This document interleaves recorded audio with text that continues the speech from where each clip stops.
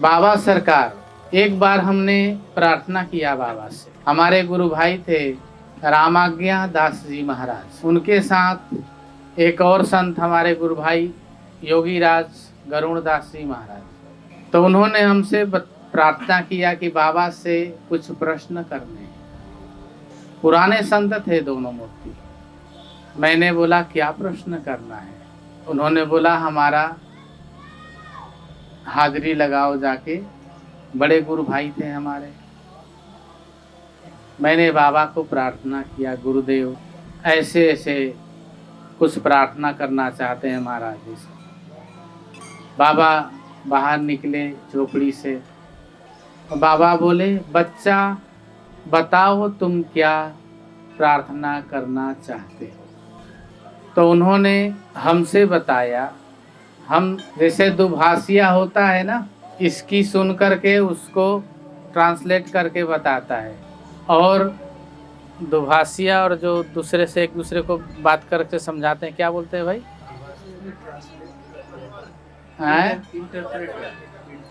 नहीं,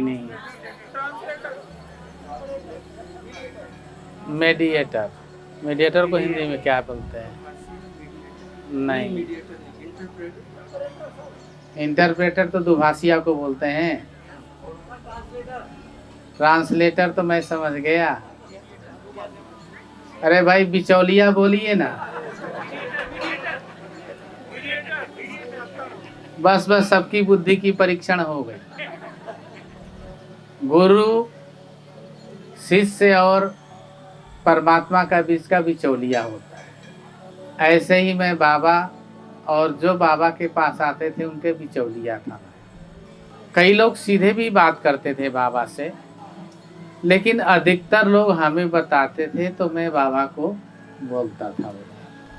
तो उन्होंने कहा कि जीवन को पूर्ण रूप से सार्थक कैसे किया जाए। सार्थक शब्द जानते हैं ना? जीवन को सार्थक कैसे बनाया जाए। मैंने बाबा से प्रार्थना किया, गुरुदेव इनकी ये प्रार्थना है कि जीवन को सार्थक कैसे किया जाए। बाबा सुन करके नेत्र बंद करके थोड़े सेकंड के लिए मौन हो गए। अक्सर ही गुरुदेव की ये अवस्था होती थी, क्योंकि सिद्ध पुरुष, महापुरुष, योग पुरुष और पुरुषोत्तम, इनका ये स्वभाव होता है आपके प्रश्न के उत्तर देने के लिए उनको अपनी अवस्था से निकल करके आपकी अवस्था में आनी पड़ती है। उनकी अपनी अवस्था क्या होती है?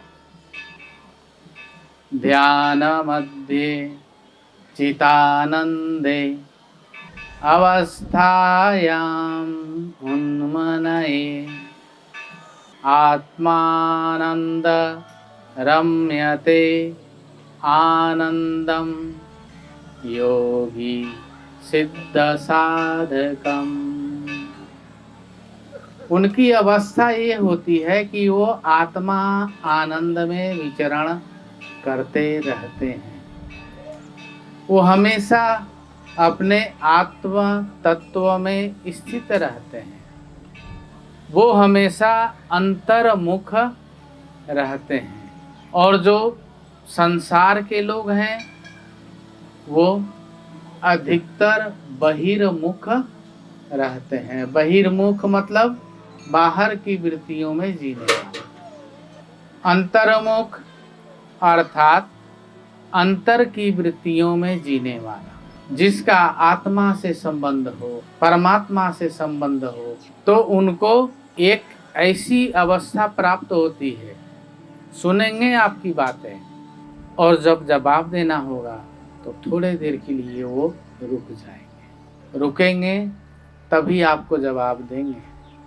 बाबा ने अपना नेत्र खोला और बोले, बच्चा देवदासवा और ज्ञानिया, वो ज्ञानदास जी रामाज्ञा दास जी उनका नाम था। तो बाबा ने ज्ञानी करके बोला, बच्चा सार्थक शब्द की उत्पत्ति कहाँ से हुई?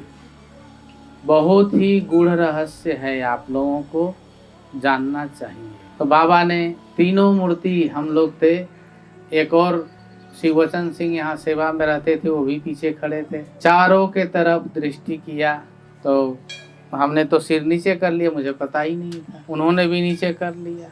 आप में कोई जानता हो तो बताइए, सार्थक शब्द की उत्पत्ति कहाँ से?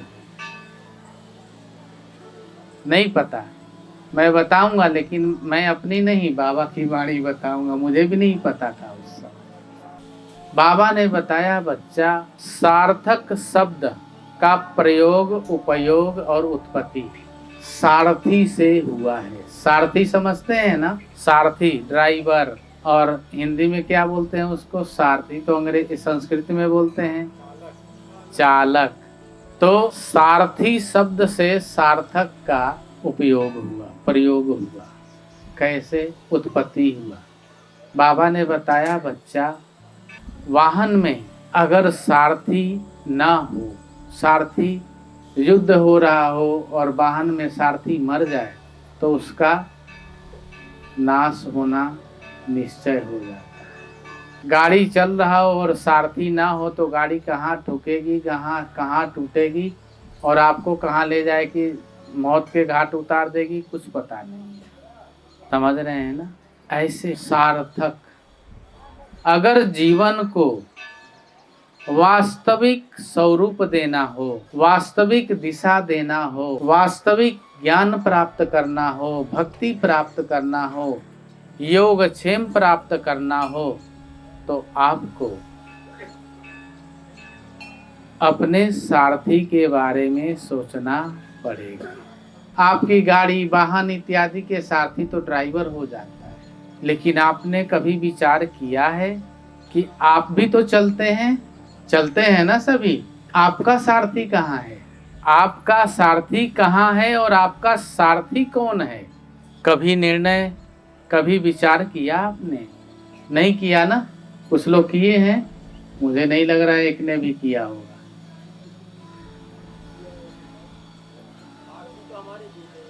गुरुदेव सारथी नहीं है तुम्हारे, मूर्ख आदमी हो तुम। गुरुदेव को जोतोगे अब अपने घोड़े में, गाड़ी में?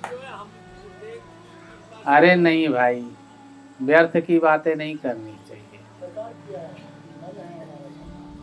नहीं, गलत बोल रहे हैं। मन भी आपका सारथी नहीं है, बुद्धि भी नहीं है। शरीर तो बेटा शरीर तो तुम्हारा रथ है। अब सारथी अर्थात देखो, भगवान सूर्य का रथ चलता है। भगवान सूर्य के रथ में सूर्य भगवान बैठते हैं। उनके रथ को कौन चलाता है? क्या नाम है उनका? है अरुण। अब देखिए आप, अरुण उदय, उदय भगवान सूर्य को बोलते हैं। पहले किसका नाम लिया जाता है? अरुण का। तो हमारा शरीर तो रथ है, ये वाहन है। इसमें रहने वाला जीव, मन, बुद्धि, चित्त, अहंकार, कई संतों ने कहा है, कबीर साहब ने भी बोला है, मनवा रे मनवा सोने नाही थोड़ा, भागे जैसे बनवा घोड़ा, मनवा सुनत नाही थोड़ा। घोड़ा की वहां बोला ना उन्होंने, भागत जैसे बनवा घोड़ा, वन में खुला हुआ घोड़ा भाग रहा है। फिर बुद्धि के लिए भी बोला, ऐसे ही बुद्धि थोड़ा स्लो भागता है। समझ रहे हैं ना? वो भागता है, मन भागता है तो गड्ढा वड्ढा नहीं देखता, गिर जाएगा, परेशान कर देगा आपको। बुद्धि देखेगा गड्ढा है, ऊंचा है, नीचा है। चित्त जो है उस पे बहुत विचार, गहन विचार करता है। और अहंकार हाथ लग गया तो सब कुछ नाश कर देगा, और साथ लग गया तो आपको महान भी बना देता है, कृपा हो गई तो। लेकिन अहंकार साथ लगने का मतलब गुरु जी, मंत्र, ज्ञान। तो इस प्रकार से मन को भी घोड़ा बोला, लेकिन किस स्तर पे बोला उन्होंने? मन चंचल है इसलिए। अगर तुम ज्ञान के मार्ग में जाते हो, बाबा ने बताया कि बच्चा घोड़ा है, वो सारथी नहीं है, अर्थात सारथी कोई और है। सारथी का काम क्या होता है भाई? गाड़ी को चलाना। अगर सारथी हट जाए तो गाड़ी कैसे चलेगी? नहीं चलेगी, एक्सीडेंट कर देगी। अर्थात मैंने अपने आंखों से देखा है, कई संतों ने हमारे सामने प्राण त्यागे। कई बार हमने जीव जंतु को भी देखा मृत्यु प्राप्त करते हुए। रुक जाते हैं, उसको पास में बैठ के देखते हैं हम। अभी तो ये पितंगा उड़ रहा था और एकदम से तड़प तड़प करके हाथ पाँव कड़ कड़ करके कैसे कैसे करके मृत्यु को प्राप्त हो जाता है। और ठीक ऐसे ही मनुष्य भी मृत्यु को प्राप्त होता है। क्यों? क्योंकि उसका सारथी उसको छोड़ करके निकलने की भाग जाता है, और भागने की चेष्टा करता है, इसीलिए वो तड़पता है। जब भाग जाता है तो जय जय श्री राम। तो सारथी कौन हुआ? आत्मा। और जिसने इसको जान लिया, पहचान लिया, आपको तो पता ही नहीं है सारथी के बारे में, जानते ही नहीं उसका शकल कैसा है, सूरत कैसा है, देखने में कैसा है, कुछ भी पता नहीं है आपको। कहते हैं ना राम भरोसे चल रही है बस, लेकिन आपको जानना चाहिए, क्योंकि आपकी गाड़ी जो चल रही है, जब आपका सारथी इसको छोड़ने की चेष्टा करे तो इतना तो होना चाहिए कि आप सारथी से नज़र मिला लें, आपका और सारथी का सामना हो जाए, आप दोनों एक दूसरे को देख लें, इतना ही पर्याप्त है।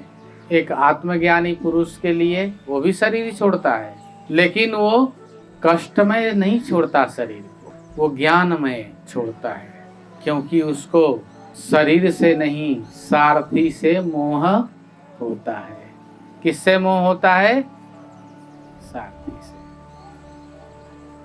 तो ये आत्मा सारथी है, और वही हमें ऊर्जा देता है, वही हमें शक्ति देता है, वही हमें चलाता है तो हम चलते हैं।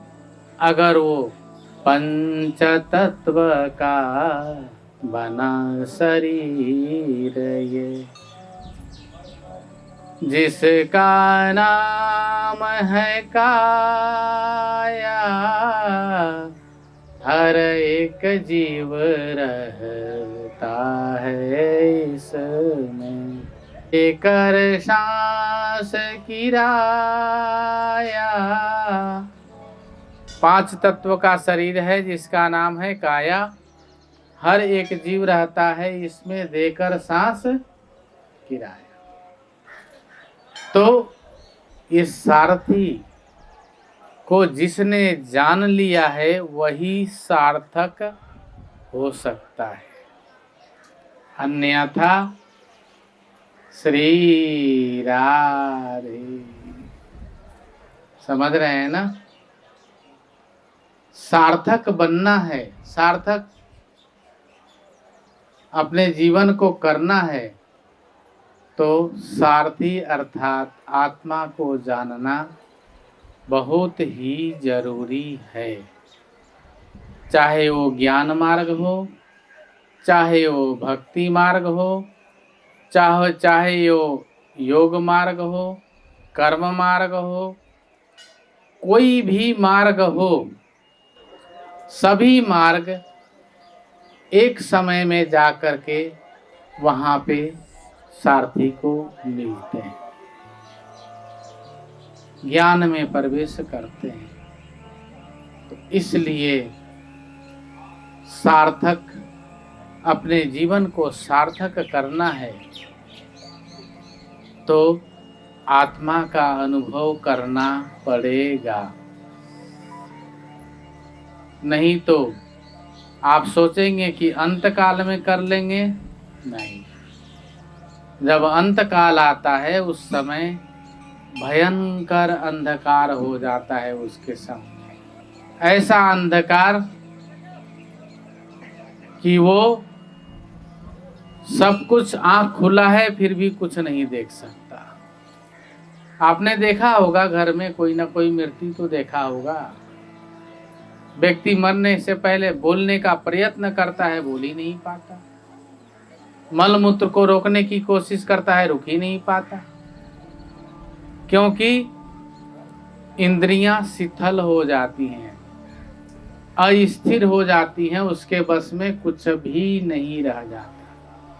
और जिसने सारथी को देख लिया है, ऐसी अवस्था में इतना करता है कि सारथी को बोलता है रोक रोक रथ को, तो सारथी रथ को रोक देता है।